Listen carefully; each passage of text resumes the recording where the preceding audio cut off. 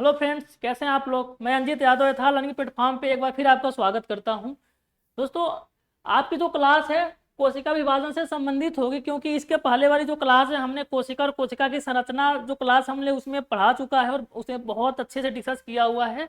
आप लोग हमारे डिस्क्रिप्शन में जाइए, वहाँ पे आपको उसका लिंक मिल जाएगा। ठीक है। और उसके बाद हम लोग आज इस पर चर्चा करेंगे, कोशिका विभाजन पे, है ना। तब जाकर के आपका जो पूरा कोशिका का जो एक पूरा टॉपिक है वो आपका कंप्लीट होगा। ठीक। तो अगर हम कोशिका विभाजन की बात करें तो एक्चुअली में ये क्या होता है, जैसे मान लीजिए अगर एक कोशिका है और एक कोशिका से कई सारे कोशिकाओं का निर्माण होता है ना। यानी एक कोशिका से कई सारे कोशिकाएं बनती हैं, यही कहलाता है कोशिका विभाजन। ठीक। कोशिका विभाजन जरूरी क्यों है, जैसे मान लीजिए आपने भी जो इसके पहले पढ़ा है कि किसी भी जीव का, चाहे वो एक कोशिकीय जीव हो या फिर बहुकोशिकीय जीव हो, उन सभी का जो निर्माण होता है वो कोशिकाओं से मिलकर के होता है। अगर मान लीजिए अगर कोशिका का विभाजन ना हो, सेल डिवीजन ना हो, तो जो बॉडी की जो संरचना है, जो उसका क्रिएशन है, वो होगा ही नहीं। तो इसीलिए जो कोशिका विभाजन है जरूरी होता है। ठीक है। अब अगर हम कोशिका विभाजन की बात करें तो जो कोशिका विभाजन के सबसे पहले जो खोज था, एक वैज्ञानिक थे, उसका नाम था विर्चाऊ। ठीक है। एक वैज्ञानिक तो उसका नाम था विर्चाऊ, उन्होंने कोशिका विभाजन को सबसे पहले खोजा था, है ना। और अगर हम देखें कोशिका जो विभाजन के टाइप हैं, 3 टाइप होते हैं कोशिका विभाजन के। इसमें जो जो 2 और तीसरा जो टाइप है वो सबसे महत्वपूर्ण होता है। लेकिन अगर हम देखें जो पहला टाइप को हम इसमें काउंट कर लेते हैं, लेकिन मेन रूप से होते तो 2 हैं, लेकिन एक और इसमें हम काउंट करते हैं। वो होता है क्या चीज, जैसे मान लीजिए पहला है असूत्री कोशिका विभाजन।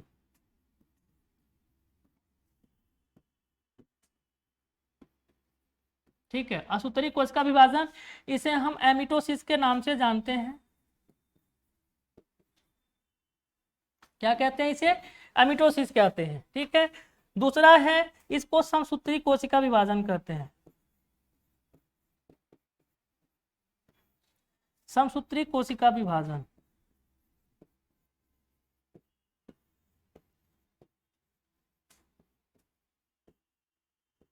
ठीक। तीसरा अर्धसूत्री कोशिका विभाजन।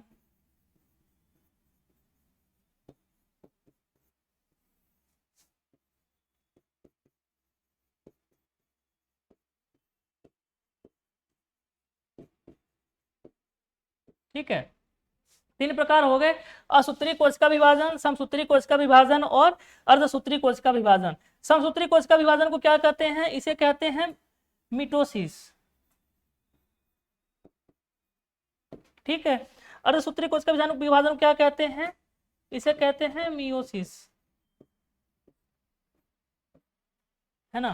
तो ये 3 टाइप होते हैं। अब हम एक एक प्रकार को इसके देखेंगे कि असूत्री कोशिका विभाजन क्या होता है, समसूत्री क्या होता है और अर्धसूत्री क्या होता है। ठीक है। हम आगे आते हैं और हमारा पहला इसमें था असूत्री कोशिका विभाजन।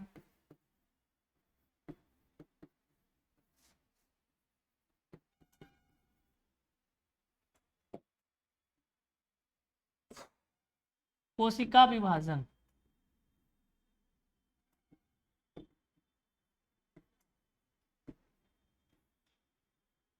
ठीक है।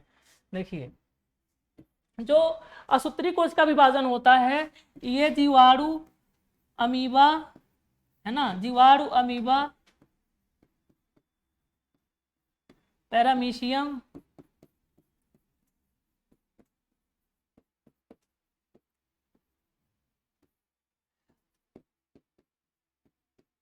आदि प्रकार के ऐसे जो जीव पाए जाते हैं उसमें असूत्री कोशिका विभाजन होता है। तो आपके एग्जाम के पॉइंट ऑफ व्यू से ये इंपॉर्टेंट है कि असूत्री कोशिका विभाजन किस में होता है, तो जीवाणु अमीबा पैरामीशियम और इस टाइप के जो भी जीवाणु अमीबा पैरामीशियम के अलावा जीव पाए जाते हैं उन सभी में असूत्री कोशिका विभाजन होता है। कैसे होता है, मान लीजिए ये सेल है, सेल के अंदर केंद्रक है। ठीक है। अब मान लीजिए यहाँ से दूसरी सेल बनेगी तो ये थोड़ा सा ना ऐसे कुछ लंबे होते हैं। ठीक है। उसके बाद से जैसे थोड़ा सा लंबा हुआ, अगले प्रोसेस में ये कुछ इस तरीके से ऐसे लंबे होकर के और ऐसे यहाँ से बीच में मुड़ जाते हैं। ठीक है। तो आपको जो इसमें केंद्रक दिखाई दे रहा है, इसमें एक कोशिका में एक केंद्रक होता है और ऐसे ही जब ये 2 पार्ट में जब ये यहाँ पे मुड़ जाते हैं तो ये जो केंद्रक है, केंद्रक भी लंबा होके एक पार्ट इसमें और एक पार्ट इसमें अलग अलग हो जाता है। और कुछ टाइम के बाद यहीं से जहाँ से मुड़ा हुआ है यहाँ से अलग कोशिकाओं का निर्माण होता है। इस तरीके से आपका असूत्री जो कोशिका विभाजन है इस तरीके से होता है। ठीक है, हम अपने दूसरा जो हमारा टाइप है, क्या दूसरा टाइप, समसूत्री कोशिका विभाजन। समसूत्री कोशिका विभाजन,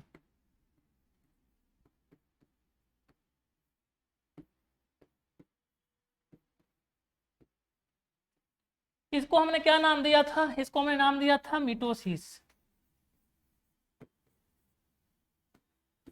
ठीक है, इसे हमने नाम दिया था मिटोसिस। समसूत्री कोशिका विभाजन किसमें होता है, जो समसूत्री कोशिका विभाजन है इस प्रकार का विभाजन जो मानव जात यानी ह्यूमन बींग्स में होता है। समसूत्री कोशिका विभाजन के द्वारा मानव के शरीर का जो डेवलपमेंट है, जो वृद्धि है और विकास है, समसूत्री कोशिका विभाजन के द्वारा ही होता है। और शरीर में अगर मान लीजिए किसी प्रकार की कोई प्रॉब्लम आती है, जैसे कहीं पर चोट लग गया, फिर घाव लग गया, कहीं घाव हो गया, तो वहाँ पे समसूत्री कोशिका विभाजन के जरिए ही उसको ठीक किया जाता है। जैसे मान लीजिए अगर कोई बॉडी का पार्ट है, सपोज करिए कि इतना बॉडी का पार्ट ये जो आपको दिखाई दे रहा है, इसमें कोई प्रॉब्लम अगर हो गई, इतना फ्रैक्चर हो गया, ठीक है, तो इतने पार्ट में जो आपके बॉडी की जो सेल हैं वो डैमेज अगर हुई हैं, तो उसके बाद से जो डैमेज सेल हुई हैं, तो यहाँ पे जो सेल पहले से ऑलरेडी बची हुई है धीरे धीरे एक न्यू सेल को डेवलपमेंट करेंगे। और जैसे न्यू सेल बनेगी बनते पूरी तरीके से ये आपका ये नया स्किन बन जाता है। ठीक है, ये नया स्किन आ जाता है। तो इस तरीके से समसूत्री कोशिका के विभाजन के द्वारा ये जो आपका चोट होता है, घाव होता है, ये ठीक होता है और नई स्किन आ जाती है ना। अगर बात हम ये करें कि समसूत्री कोशिका विभाजन किस प्रकार की कोशिकाओं में होता है, तो ये होता है कायिक कोशिकाओं में, है ना, कायिक कोशिकाओं में होता है। ठीक है, कायिक कोशिका में इस प्रकार का विभाजन होता है। मतलब यह है कि एक व्यक्ति के एक पूरे होल बॉडी में मतलब जो इस प्रकार की कोशिकाएं पाई जाती हैं और इस तरीके से समसूत्री कोशिका विभाजन को करती हैं। अगर हम सब समसूत्री कोशिका विभाजन की बात करें, इसके नाम से ही क्लियर है कि समसूत्री यानी जहां पे अगर कोई प्रॉब्लम हुई तो वहां पे जो सेल डिवीजन होता है बिल्कुल समान रूप से होता है। जैसे आपको यहाँ पर देखने के लिए मिला, कोई बॉडी का मान लीजिए पार्ट है, इतना जो अगर फ्रैक्चर हुआ तो यहाँ पे जो सेल डैमेज हुई थी तो यहाँ पे दूसरी स्किन इस तरीके से आ जाती है। क्लियर हुआ। अगर मान लीजिए जो समसूत्री कोशिका विभाजन है ये हमारे बॉडी के किसी पार्ट में आवश्यकता से अधिक वहां पे सेल बना ली, या फिर वहां पे आवश्यकता से अधिक सेल बन गई, तो क्या होगा। अब इसी को लीजिए, सपोज करिए इतना बॉडी का पार्ट ये जो फ्रैक्चर यानी खराब हुआ था, अब इसमें इतने ही सेल की जरूरत थी, जितनी सेल डैमेज हुई थी उतनी सेल बननी चाहिए। सपोज करिए यहाँ पे मान लीजिए 50 तो सेल थी वो डैमेज हो गई थी, है ना, तो यहाँ पे जितनी सेल डैमेज हुई है उतनी सेल ही बननी चाहिए थी। लेकिन सपोज करिए यहाँ पे 50 से 100 सेल का यहाँ पे निर्माण हो गया, यानी कोशिकाएं यहाँ पर बन गई, मतलब आवश्यकता से अधिक कोशिकाएं बन गई, तो क्या होगा। तो अगर आवश्यकता से अधिक कोशिकाएं जहाँ पे बन जाएंगी वहां प्रॉब्लम होती है कैंसर का। ठीक है, यहीं से कैंसर होता है। मतलब आप इतना याद रखिएगा कि समसूत्री कोशिका विभाजन अगर आवश्यकता से अधिक हो गई तो वो किसका रूप ले लेगी, कैंसर का। क्लियर हुआ। ठीक है, आगे हम बढ़ते हैं। और इसमें कुछ और जो इंपॉर्टेंट अगर बात है उसको अगर हम करें तो इससे संबंधित, समसूत्री कोशिका विभाजन से संबंधित, तो इसमें जो गुणसूत्रों की संख्या होती है, इसमें जो गुणसूत्रों की जो संख्या होती है ना वो बिल्कुल समान होती है ना। इसमें गुणसूत्रों की संख्या समसूत्री कोशिका विभाजन में समान होती है। मतलब अगर मेल और फीमेल मिला करके 46 गुणसूत्र पाए जाते हैं, तो अगर एक कोशिका से दूसरी कोशिका बनती है तो उसमें भी 46 ही गुणसूत्र होंगे, उसमें गुणसूत्रों की संख्या ना घटेगी ना बढ़ेगी। जैसे मान लीजिए अगर ये एक सेल है, ठीक है, सेल अगर डिवीजन होता है तो यहाँ से अगर दो कोशिकाओं का निर्माण होता है ना, दो कोशिकाओं का निर्माण होता है। सपोज करिए यहाँ पे 46 गुणसूत्र थे, इसमें भी 46 गुणसूत्र हुए और इसमें भी 46 गुणसूत्र हुए। तो इस तरीके से इस प्रकार के सेल डिवीजन में जो गुणसूत्र होते हैं वो समान रूप से बदलते जाते हैं। अब इसमें जो समसूत्री कोशिका विभाजन है, समसूत्री कोशिका विभाजन में एक कोशिका से दो कोशिकाओं का निर्माण होता है और उसके साथ साथ गुणसूत्रों की संख्या समान होती है। ठीक है, तो जो इंपॉर्टेंट फैक्ट था हमने आपको इससे संबंधित जो कोशिका विभाजन, समसूत्री कोशिका विभाजन है, इससे संबंधित हमने फैक्ट को बता दिया। क्या क्या बताया? पहले तो ये जानिए कि ये काई कोशिकाओं में इस प्रकार की कोशिका विभाजन होती है, उसके प्रकार गुणसूत्रों की संख्या इसमें समान होती है। किस प्रकार से होता है मैंने आपको बताया, इसमें एक सेल से 2 सेल का निर्माण होता है और गुणसूत्रों की संख्या समान होती है। और जो इसका सबसे इंपॉर्टेंट बात यह है कि अगर क्वेश्चन ये पूछे कि किस प्रकार के सेल डिवीजन के द्वारा व्यक्ति के शरीर का वृद्धि या फिर व्यक्ति के शरीर का जो मरम्मत होता है, या फिर व्यक्ति के अगर किसी शरीर में कोई प्रॉब्लम हो जाती है तो किस प्रकार के कोशिका विभाजन के द्वारा ठीक होता है, तो वो होता है समसूत्री कोशिका विभाजन, है ना। तो ये आपका समसूत्री कोशिका विभाजन रहा। यहाँ से इस तरीके से ऐसे क्वेश्चन निकल करके आते हैं। हम आगे आपसे बात करते हैं, जो तीसरा हमारा है अर्धसूत्री कोशिका विभाजन।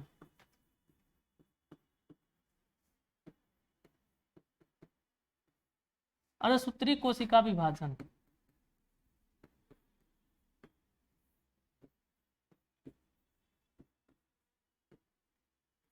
ठीक है। इसे क्या कहते हैं? इसे कहते हैं मियोसिस, ठीक है, इसे कहते हैं मियोसिस। ये कहाँ होता है अर्धसूत्री कोशिका विभाजन? देखिए, पहले तो ये जानिए, जो अर्धसूत्री कोशिका विभाजन होता है इसमें गुणसूत्रों की संख्या कितनी होती है? आधी होती है। इसमें गुणसूत्रों की संख्या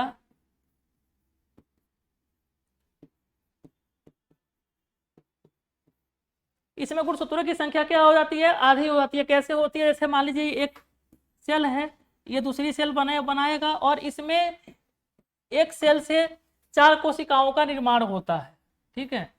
कितने कोशिकाओं का?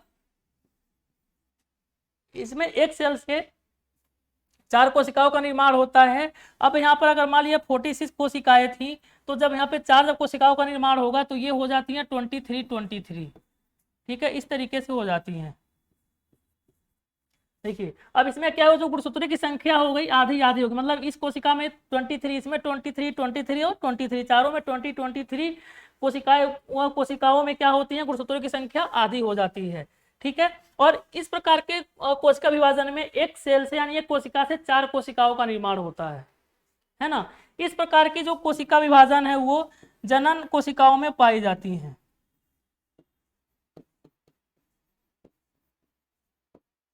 ठीक है। जो अर्धसूत्री कोशिका विभाजन है ये जनन कोशिकाओं में पाई जाती है, यानी जो व्यक्ति के यानी जो मानव शरीर के जो जनन अंग होते हैं वहां पे उस प्रकार की कोशिकाओं में अर्धसूत्री कोशिकाओं का जो है विभाजन होता है, ठीक है। तो ये आपके इंपॉर्टेंट फैक्ट थे। और इसमें आपका जो सबसे एक और इम्पोर्टेंट फैक्ट है वो आपको हम बता दें।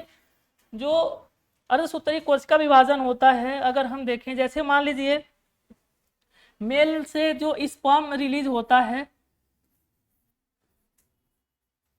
ठीक है, मेल से जो स्पर्म रिलीज होता है और फीमेल से जो ओवम बनता है, ठीक है, ये दोनों मिल करके, है ना, ये दोनों मिल करके बनाते हैं जाइगोट।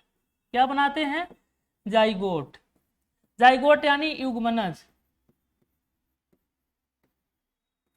ठीक है, युग्मनज बनाते हैं। अर्धसूत्री कोशिका विभाजन में ही मेल से जो स्पर्म रिलीज होता है और ओवम यानी फीमेल से जब ये दोनों मिलते हैं तो ये दोनों मिलाते हैं, बनाते हैं जाइगोट यानी युग्मनज।